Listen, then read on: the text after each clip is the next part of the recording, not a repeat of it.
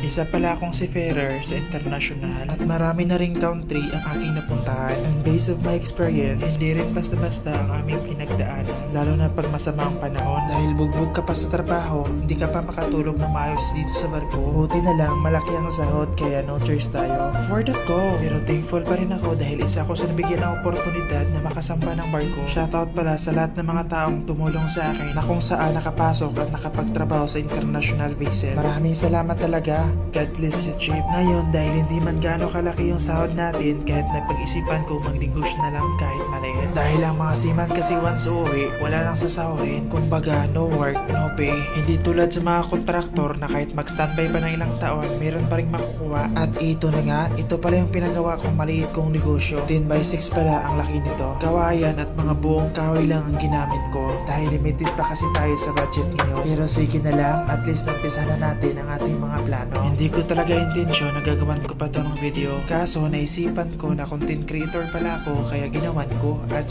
pasensya na talaga dahil maliit yung kulungan ko. Ito lang kasi ang nakaya ko. Buti na lang marunong din gumawa ang father-in-law ko at saka mga bayaw ko. Kaya't nakasave ako sa pagpagawa ng kulungan. Big shoutout pala sa aking mga bayaw at father-in-law dahil kayo ang naging instrumento kung bakit napatayo ko ito. Kayo ang gumagawa ng responsibilidad instead na ako. At lalong-lalo na sa aking napakagandang asawa na nagpakananay at tatay sa aming mga anak at napakagaling din niya gumamit ng measurement kaya't napabilib ako. I love you ma'am and see you soon. At bago ko patapusin ang video na ito, nais kong ipaalam sa lahat na bumibili ako ng biik ng bagong walay with Enchato Negros Oriental lamang. Meron man kayo, just PM lang sa baba para mag-negotiate tayo. At huwag kayo mag-alala dahil legit talaga ako. At dito na lang, marami palang salamat dahil tinapos mo yung video. Pwede bang paki-comment at i-share para makita din sa ibang tao. See you all in the part 2. This is Joms Marin Vlog.